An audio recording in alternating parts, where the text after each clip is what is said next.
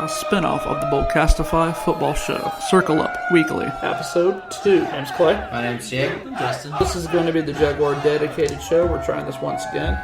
Splitting this off from the Boldcastify football show. All Jaguars, all the time. Let's get it going. All right, let's look back at that Chicago game, guys. What do y'all think? That's the saddest I've ever heard Jason after a win. Yeah. He called me and he's just like, and I just don't know. I can't really dispute it. I mean, I was pretty depressed after the win. We went down to Ancient City to watch it. Myself, Mark, and Brandon, and it was pretty bad. Well, watching the whole thing. Well, you got to take it from a perspective of a person that only saw second and third quarters. Yeah. So, and that was me in the second and third quarters, and I was totally there. But then I got to the fourth quarter, and I got mad at myself. I told myself this week was a should win. It's the last should win on the schedule for the Jaguars, said stupid idiot Justin. And so, through three quarters, Justin was just furious. I was just furious. And then by the third quarter, I was just depressed. And I was like, man, I can't believe I did this to myself. Because I hadn't been that worked up over a game since Indy last year. And then the fourth quarter happened, and I felt myself getting hope. And I'm like, you dummy. Don't get hope for this game. Like, if they win this game, they're 2-3. Wow, big deal. But then, I realized if they do win, we don't get a lot of those. And we kind of have to cherish them when they happen. And I just enjoyed the hell out of it. I really enjoyed the hell out of that fourth quarter. And I was celebrating. And most of the people I knew were not celebrating. yeah, it was really a big letdown. I mean, the most win. Like, I know it felt better, but it's just through three quarters in like 7 minutes of football, we were worse by a long shot. Well, we went down, executed on the first about executed on the first drive. It's so frustrating because they looked like they were about to dominate that game. Yes. That's how good they looked. And they just stormed down the field, and it was kind of a fluky interception, and they just couldn't recover from that for a while. I do have a question. It's mind-blowing. I do have a question. Do you think after that, where was Allen Robinson? Was there something on the sideline? Did any of you guys see something? Because he was non-existent after that. Like, who went more into the tank, Blake or Allen Robinson? It's a combination of the two. You could argue that Allen Robinson went into the tank more than Blake. Yeah, but I mean, also, where did he get the balls? What? He didn't get any receptions. They weren't throwing to him. Yeah, they just quit throwing to him at all. They didn't quit throwing to him because I remember when he had that wild catch. It was just a marker mover kind of pass, but like he had to dive for it and he caught it. I was like, well, you can catch that, but you can't catch the one that bounced out of your hands. So they were targeting him still, but the targets went down quite a bit. How much have they gone down? Allen Robinson is definitely having a rough stretch. Bears 3 receptions, 49 yards, average 16.3, 18 long. And Colts 5 receptions, 55 yards. That Colts game was honestly probably his best game, even though the Ravens ended up scoring 2 touchdowns. But yeah, talking about the average, yeah. Yeah. But his numbers have proceedingly gone down for the most part. And the Ravens was obviously 7 receptions, 57 yards, 8.1 average, and 14 and 2 touchdowns, which is not indicative of how they targeted him at all. But I mean, there is. Yeah, I don't have the numbers on exactly how many times they targeted him. I know he did not. It did not appear he got a look until somewhere in the third. He got targeted once in the second. There was a gap there. There's a large gap there. Okay, so targets, he had 6 against Chicago, which is a big drop-off. Yes. The only game he's had less is San Diego, but San Diego just doesn't count. It's an anomaly. We didn't play that game. Because I knew he didn't have that many targets. He's gotten targeted. What's the average? Trending in a lower every week, but he got 15 against Green Bay, 11 against Baltimore, 10 against Indy, and then 6 against Chicago. And his receptions to targets, it's all in half. Yeah. I don't know. I don't understand it either. It doesn't make any sense. And it's not like Alan Hearns is like But he's not a lighting good it role up. model out there. But he's steadily getting between 60 and 70 yards for the past 5 weeks. To Allen? Yeah, Alan Hearns. Yeah. Yeah, oh yeah, he's definitely been more consistent for the most part. I mean, the touchdowns are non-existent. No, But- I mean, touchdowns across the board really are non-existent. His problem previously was he wasn't getting targeted. Alan Hearns was just not getting any target. And then he started getting a lot more in this game, and he had a fair amount of drops. And they were like crucial drops, like this one's going to keep a drive going kind of drops. Right. Yeah. Like short stuff over the middle, which he was so money on, which is It's hurting everything as a whole. Yeah, the whole thing I think needs to be looked at. I think I would be questioning if I was Greg Olson, I'd be questioning myself right about this time. But look at that whole song, looking at yourself in the mirror, Right. in the mirror. Yeah, yeah, they're gone too. Yeah. The Prince's jersey that was pretty rough. That was blasted by the NFL out on Twitter sphere. Yeah, it was tweeted out by a number of sources. How do you mess that up? it's pretty bad. Yeah, It's one piece. You do this yeah, weeks ahead of yeah. time. You do this weeks ahead of time, and come on, Jags, you're better than that. Should be. Aurelius Ben came up with a late fourth quarter score. That's my boy. Yes, it was. Justin has been clamoring for Aurelius Ben since last year. Since he played last. I'm not So opposed like to the him. last 5 years. I'm not opposed to him. He's got a good number. 17 all the way. Yeah, he came up late. I've yet to actually see the score, or actually the touchdown. I just saw the first one earlier in the game, but what I hear, it was epic. It was great. And, it was good situational awareness, which is something the Jaguars have been lacking.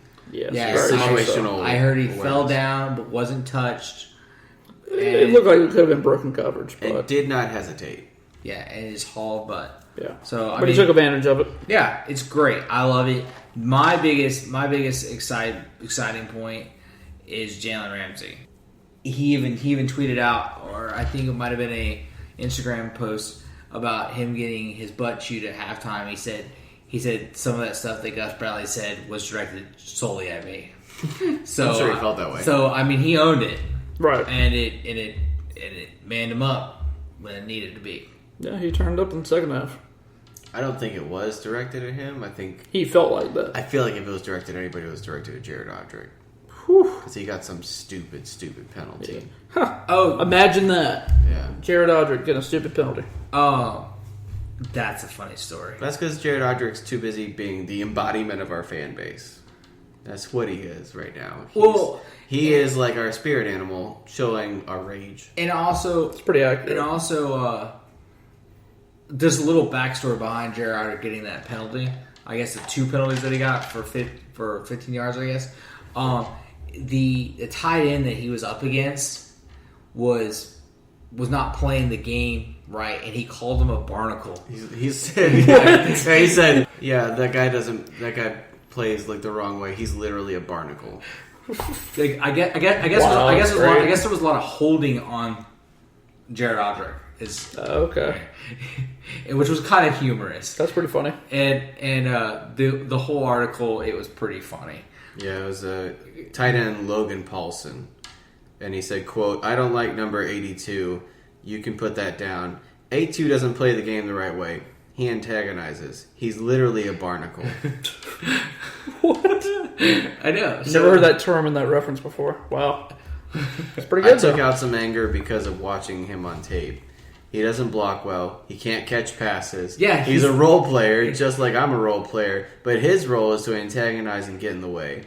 When guys speak to referees after every time they get touched, that's why I called him out. Yeah, Fire. Yeah. So again, and Jared Odrick is the embodiment of our fan base. And yes, Yeah, very true. fair enough. And I guess that role player that he's referencing, I guess he's got 6 career receptions in 5 years. So he is definitely a role player. Oh yeah, But it's kind of a little funny blurb, you know.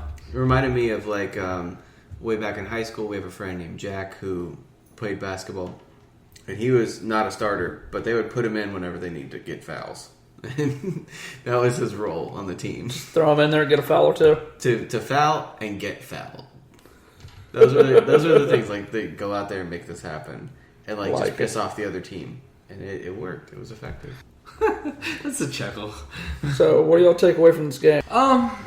We got to win. I mean, that's we got a W, which is positive. You give us the negative takes. Because I know you got them locked up. I pretty much already got through it. I mean, it was just a rough game. I got them all out early. You got it all out. Yeah. But, I mean, there was a W, and that's a positive. 2 in a row. 2 in a row, which that's the first, I think, for the Gus Bradley era. No, they got a 3-game streak, and that's the highest it ever got. Yeah. Okay. I think this is the 3rd time we've had a winning streak under Gus, which is really sad. Wow. Yes. It's the first time we've been 500 this late in the season since 2010. Just a bunch of sad facts and figures. Sad facts. Or actually, our only 3-game winning streak came under Gus. Well, I mean, for the streak under Gus was December of 13 when we beat the Texans, Browns, and Texans again. Remember all that false hope we had? So does that really count? Because that whole team is gone. Well, I mean, it's still a streak. It's still under Gus. So, I mean, we're riding high. I don't know how high, but... I can pump some sunshine. All right. I mean, we need some sunshine. We found things that work. They were so apparent because you rewatch the game. They have that first drive. The scripted plays work really well. Then they have that one screw up. And then from then on, it's painful.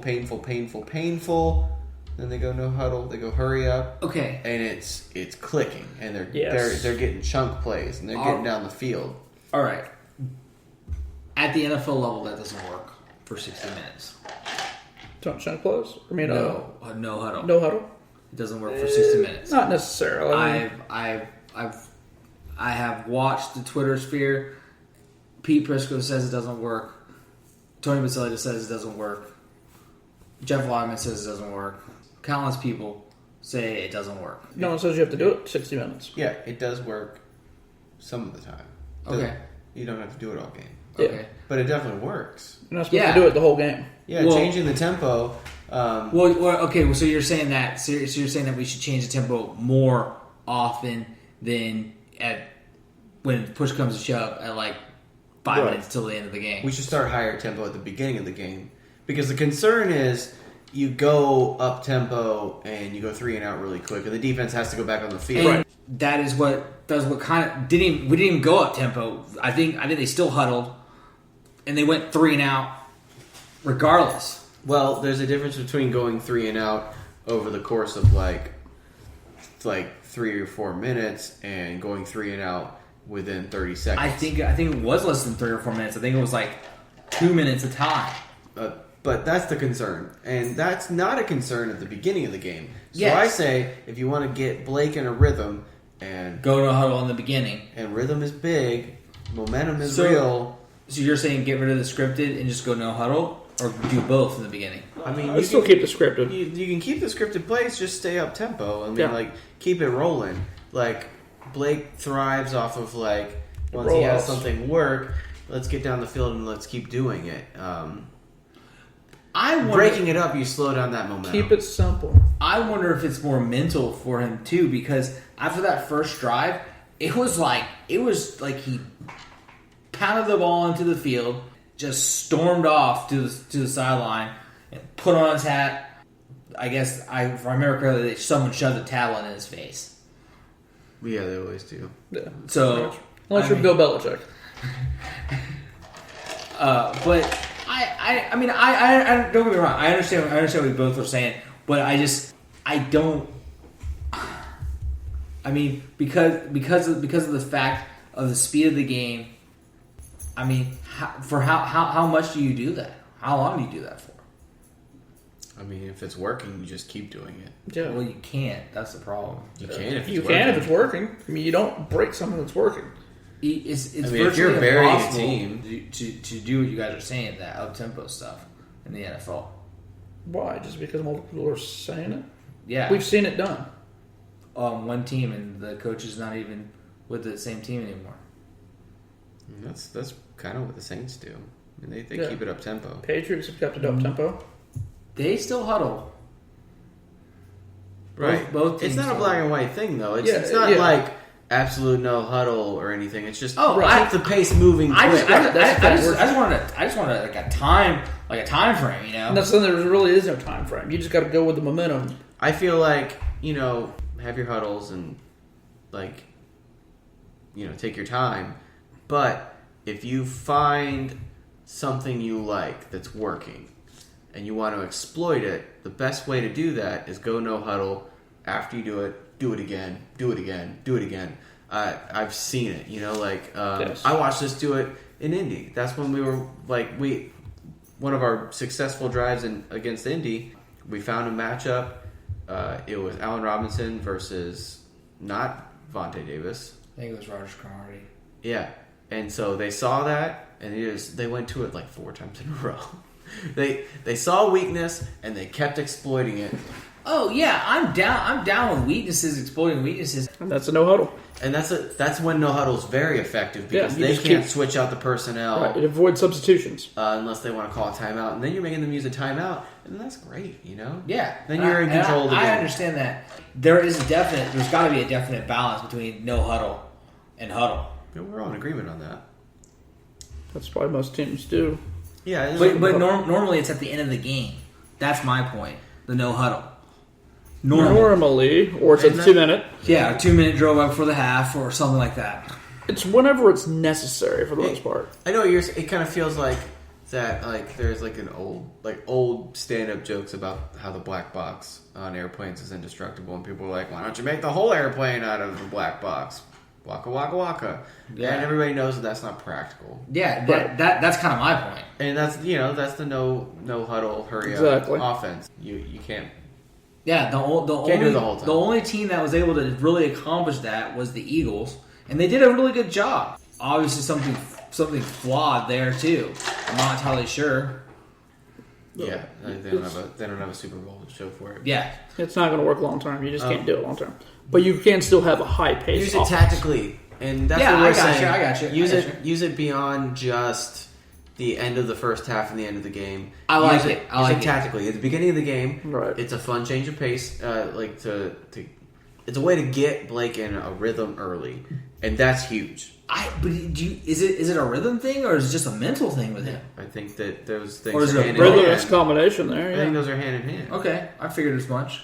You feel better once you feel like you're in a rhythm, and then you can be more productive. Because I mean, man, obviously, once he threw that pick, he was out of rhythm. you're not even kidding. And last year, he looked like he let go like so much sooner of those picks. This year, he's like holding on to them. He's historically been a slow starter in games, and then once he settles down, that's when he starts really doing stuff. But the thing they got to figure out is getting Blake more productive in the first quarter, getting him settled into the game Heck, earlier. I'd be okay with the second quarter at this point. I want to see it early. I want to see us be able to get down. We've the field only first had time. one first quarter touchdown this year. Right. He's only had 3 in his career. That's not good. That's really not good at all. And so they really need to figure out a way to get him comfortable early, because there is a version of Blake later in the game that I think is successful enough to be a good NFL quarterback. Yeah.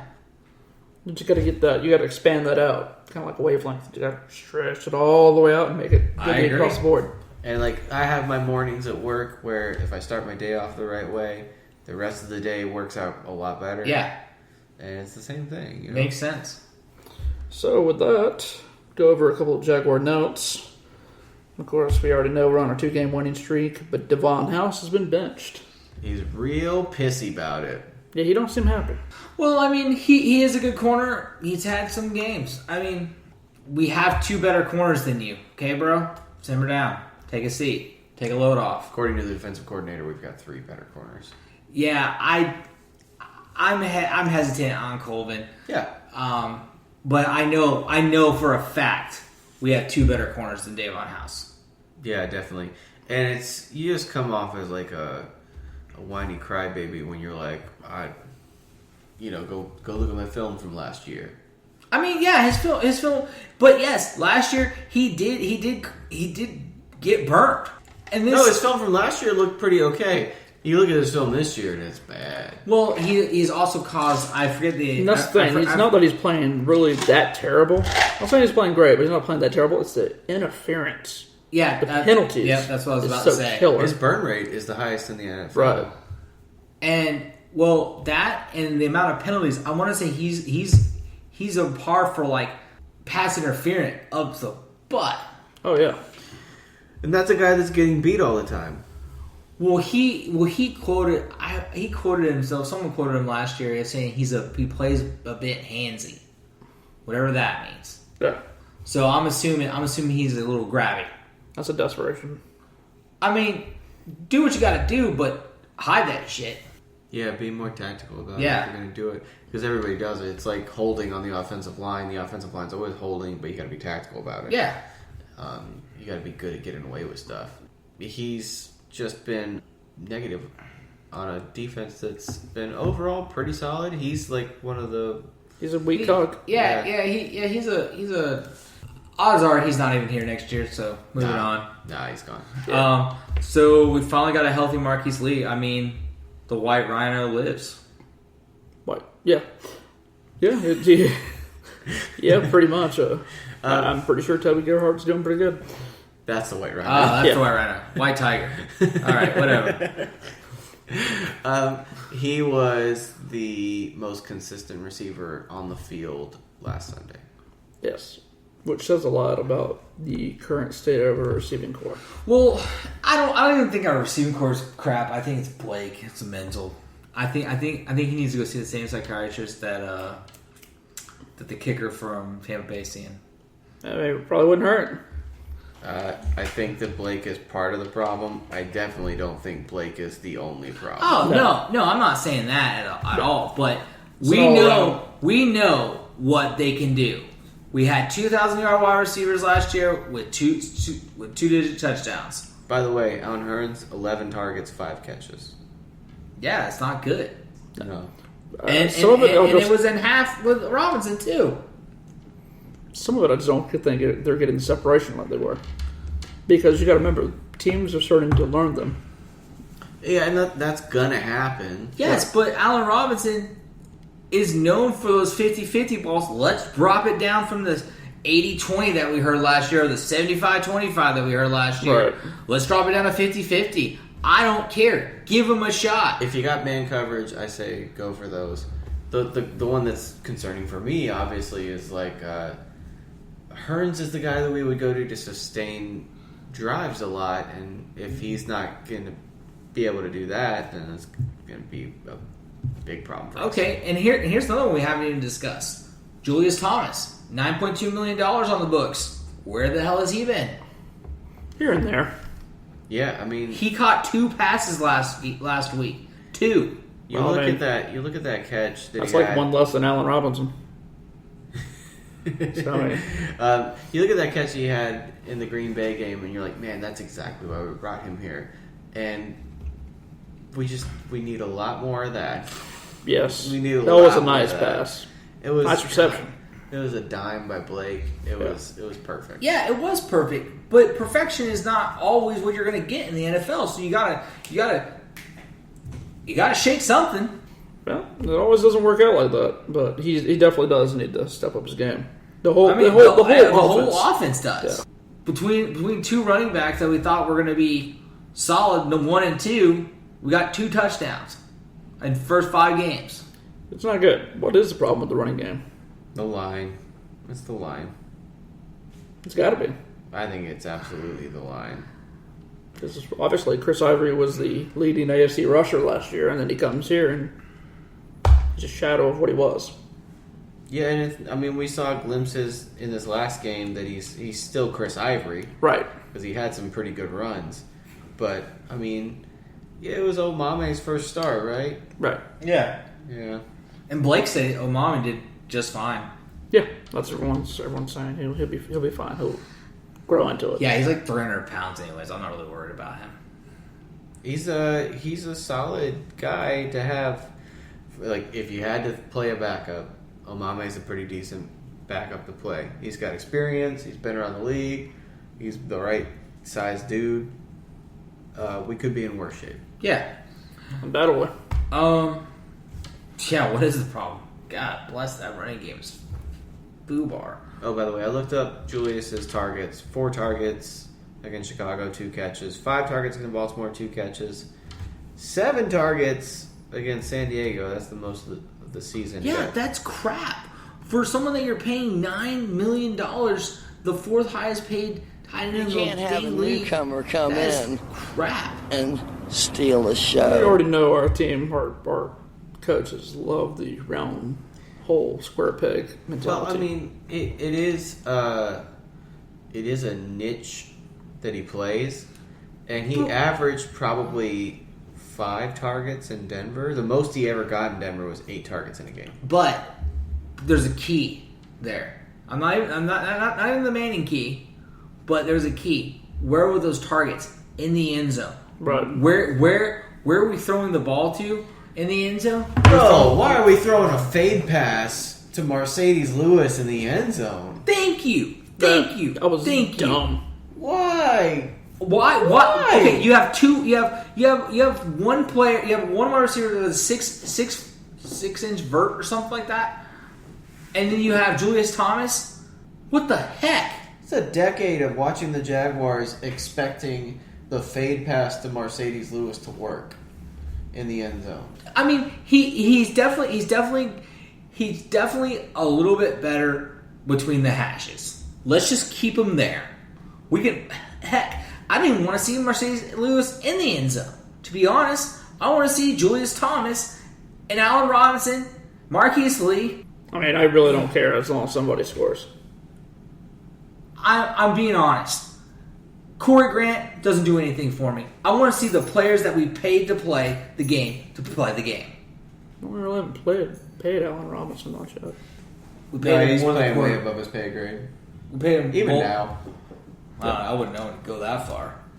relatively speaking, obviously. I kind of figured as much. All right. Wrap it up. Anyways, We got the Raiders coming into town. Well, yeah. Did y'all have any AFC news? AFC South news? Osweiler is looking like he's worth that $72 million. Colts are still garbage. That's good. Yeah. And Titans almost gave up their lead to the Browns. Which is pretty cool. I like that. So that's a positive. There's positive on all three. That great defense that I keep hearing about for the Tennessee Titans gave up 26 points to the Browns. Only because they screwed up a 2-point conversion. Because it would have been 28 points they gave up to the Browns. Yeah. Wow. Yeah, to the Browns. So done with hearing that bullshit. So Terrell Pryor, is he the man out there in Cleveland? What else they got? Yeah, nothing. Yeah, All right. Antonio Cromartie's wife says he was cut because of his anthem protest in And not London. because he got owned by Allen Robinson, Uh, proving how washed he is. yeah, I guess it was Jeff and Dan show this morning. It was a replay, and the line was, "I guess she doesn't watch football." So Yeah. there's that. Yeah. Stupid. And Irsay gave the vote of confidence to Pagano Ooh, Yeah. kiss of death. and Grigson. Whew. You know things are going good when the owner comes out and says, "I stand by these people." That's like that's the sign that things are going great.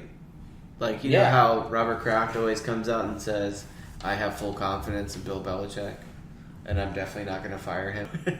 Absolutely, it happens every week. I love how much of a train wreck they are. Yeah.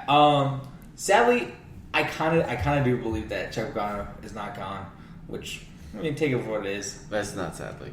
No, I'm fine with it. Sadly is that let 'em live Grigson it might out. be gone. That's the sadly. That is upsetting. Yeah, Grigson. I think they fired Grigson before they fired Chuck Pagano. That's a shame. And Yeah. usually it's the Should other way they? around. Yes, but I hope not. Will they? I hope not. Just keep holding out hope. I want that guy that gave up a first-round pick for Trent Richardson to stick around.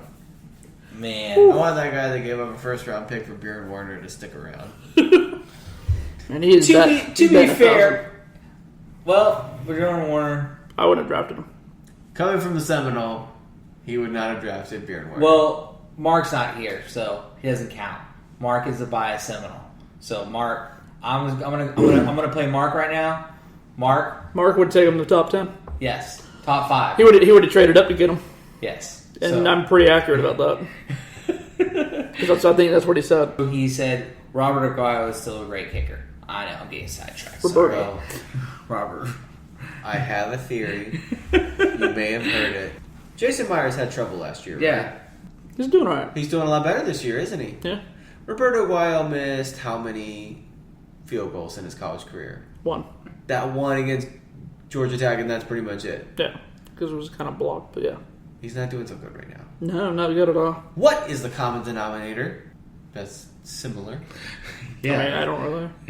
Good catching on. The guy holding the ball. Oh, Oh. oh, Ah. Brian Anger. the weapon The weapon. or the Banger. Former the third banger. round pick, Brian Anger. Yeah, maybe it was. Sabotager of place kickers. Yeah, maybe it is. Huh? Makes you think. Makes you think of how shitty of a pick he was. Yeah. Man, he's devastating careers left and right. Have you guys ever thought about the fact that we took a punter in the third round? Have you guys ever thought that? God, why? Have you guys ever thought that Nortman? We paid a crap ton of money, and he's way better. He's the best free agent pickup of the offseason. Yeah. And we probably could have drafted him the same year in the 6th round. Just think about that one. Oh shoot. Then we And would have had to last- pay a big free agent money. So Yeah, so we win anyways. Yeah.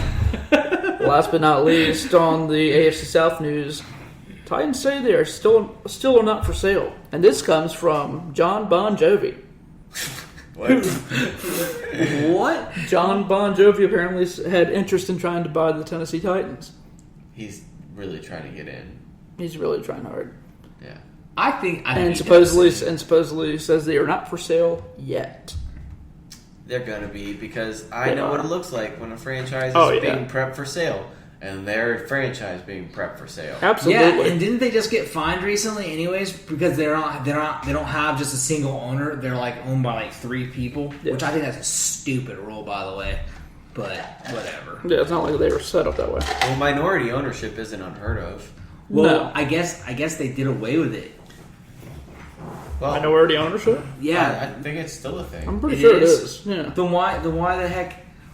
Because Oh. no one has. One person doesn't have control. That's Oh, the issue. got it. Because it's all minority ownership. You didn't have. They didn't delegate one person to control. We had minority ownership, I think, the whole time with Wayne. Yeah, I know, Yes. But We had- but we had a lot- we had like- Wayne Weaver was the one in control. Yeah, Right. and ultimately, that's the way every franchise works. Got You it. have that one guy who's the majority owner who can really kind of do whatever he wants. Okay, then I guess they all have like equal holdings. I guess the 3 Pretty much. people. Yeah, Okay. I mean, he's the there's a Because they're all minority kids. owner, but he can't be like, hey, you can't sell this team to Shad Khan. He can't do that. He can just take his check, whatever he sells it. Yeah. And Shad's got 100% now, so he's good. Yeah, I like it. I feel like 100% is better than like 33%.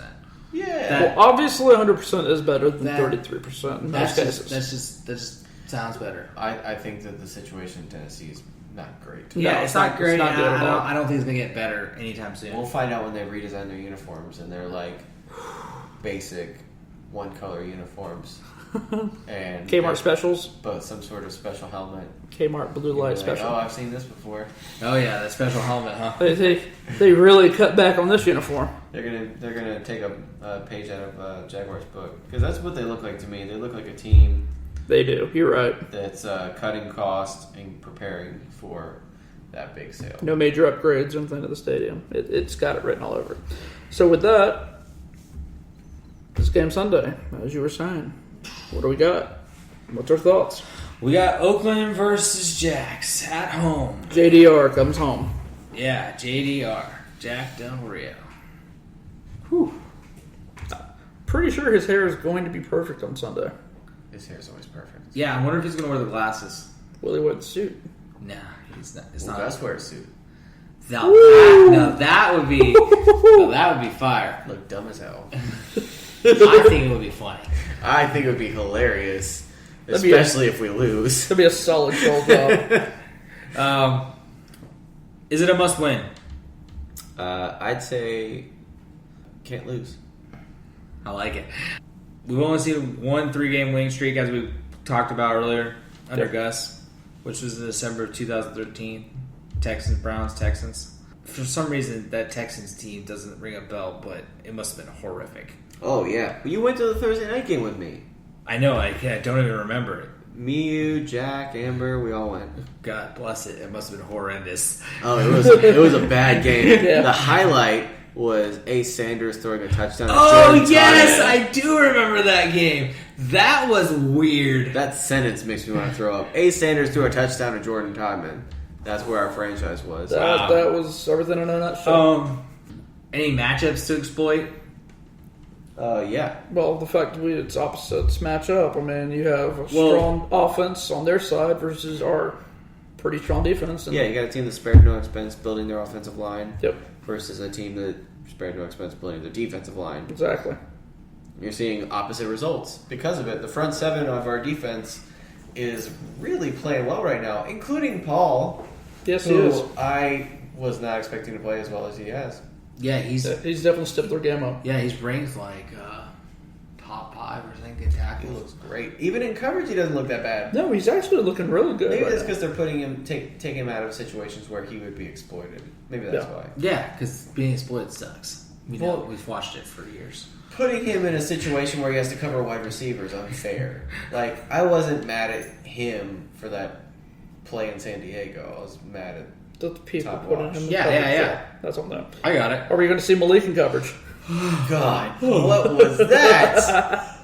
Yep, I saw that. That was horrific. That was, I don't have a word for that.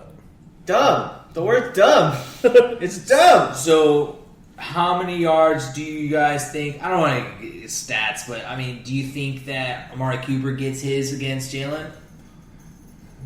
Is he matched up against Jalen? Yeah, Jalen said that. I don't know. You got an argument in Oakland of who's the better receiver because Crabtree's doing pretty good Amari himself. Cooper's the best receiver until you get into the red zone, Right. and then Michael Crabtree's the one that's getting all the touchdowns. Yeah, but I'm pretty sure that's who he's matched up against. I could be wrong, but I think I saw it on a tweet. I don't know what happens Tweets because never lie. like it's a battle in my between like logic and my desire for the Jaguars to be good, because logic tells me this team hasn't shown you anything that they can hang with a good team. They're not good though, so The Raiders are they're 3-3. they're not a complete team, but they're a good team.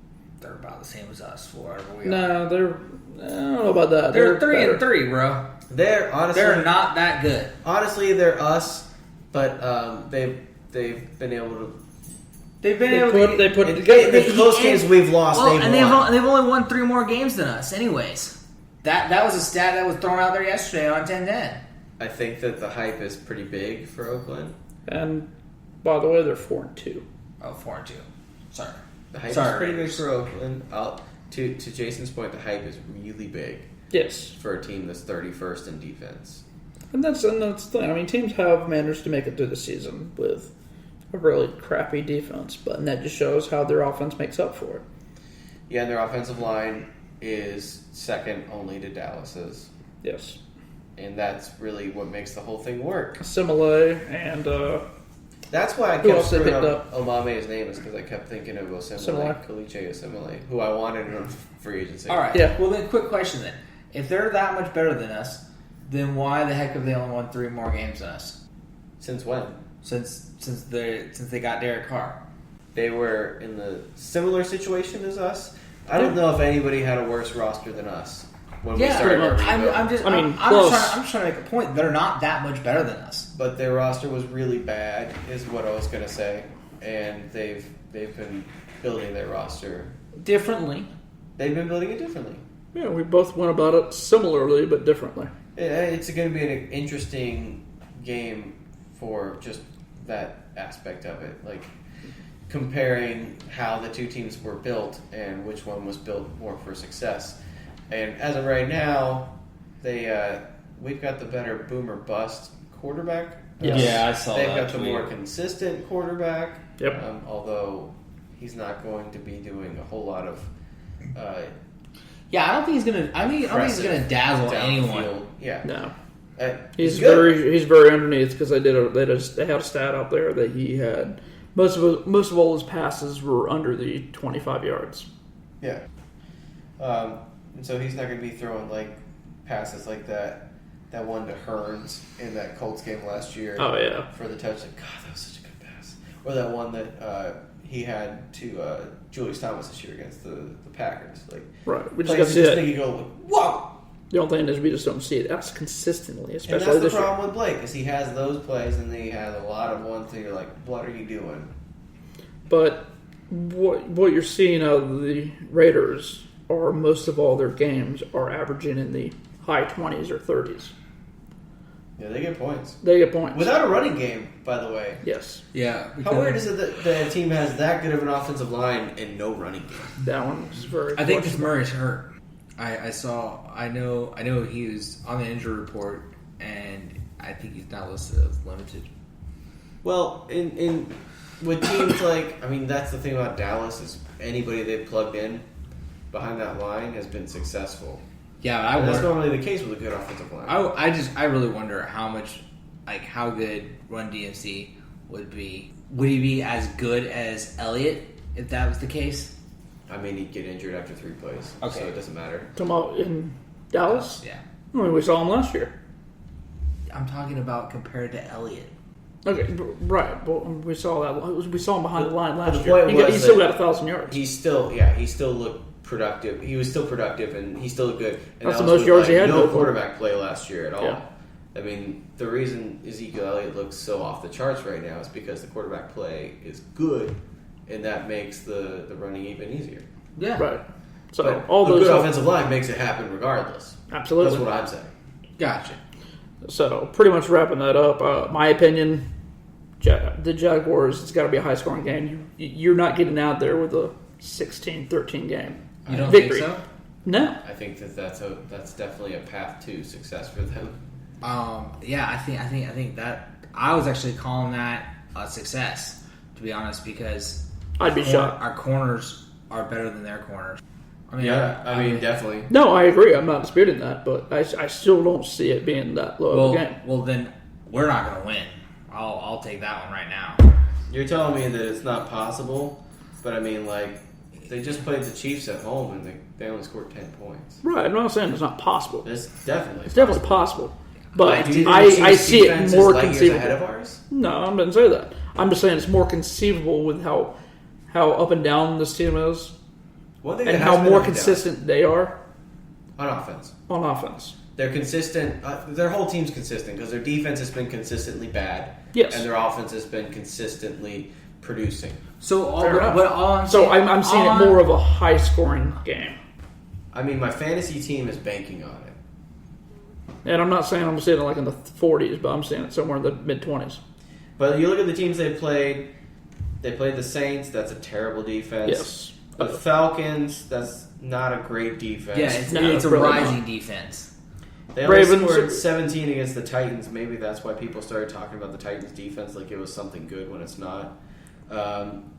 They scored 28 against the Ravens, another bad team. Yeah, very bad team. That we should have won. So I mean, like as far as defenses, what's the toughest defense they've played? Probably Kansas City. Probably Kansas City. They scored 10 points. Yeah. So I think that They're definitely beatable. I'm not saying they're not, obviously. I think if I'm going to speak logically, I don't think the Jaguars win. Logic is said profoundly that they're not going to win this game, but there are things there. Yeah, there are definitely things that we can exploit. I'm not disputing that, but I'm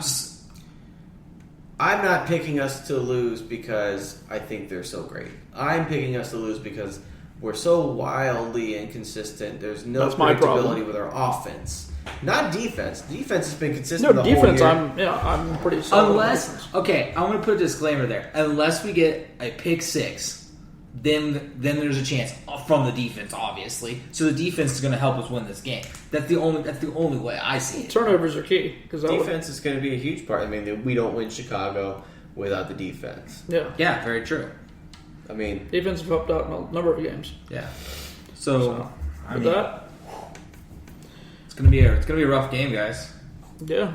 I don't. They win. Sad. I'm trying to kill all those. It's the end of the week, and the life cycle of a Jaguars fan is you start feeling really, really good about the game going into it. It's just the life cycle of a Jaguars fan. I'm just trying to kill all those good vibes I've got right now. It's a lot. It's a lot to do. A lot of vibes. Yeah, because I got a lot of good vibes, and I'm just going to crush them until Sunday morning. I want to quail everything I've got. I'm going to hope for a victory, but I don't know. We'll see. It's not very optimistic. Just because do any of you guys have it's hard to put all that together. Three games in a row. We just haven't seen it I consistently. have a really good feeling about this game, and I hate that. Yeah, I do too. But do any of you guys want to throw out a number, a prediction? no, I said it's got to be a mid-score game. He's expecting high scoring. I'm expecting it's got to be somewhere like the Packers game or a little bit lower. If we're on national television, then what we do in national television is we disappoint with the highlights. So I expect it to be like a game in the low 20s and the high teens. Yeah, that's what I expect. Yeah, That's kind of fair where I'm at. That's kind of what I'm thinking. On the higher end of maybe 20, but somewhere around there. I just don't want to lose. No one does, bro. I mean, no. But we're Jaguar fans. We're used to it. Yeah. And unfortunately, with that, it's time to bid adieu. And thanks for joining us on the second episode of the Circle Up Weekly. And we'll be coming back weekly from now on.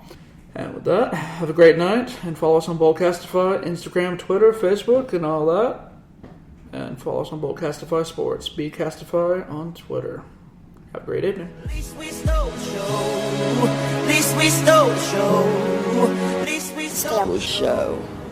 Least we stole Show. Least we stole Show.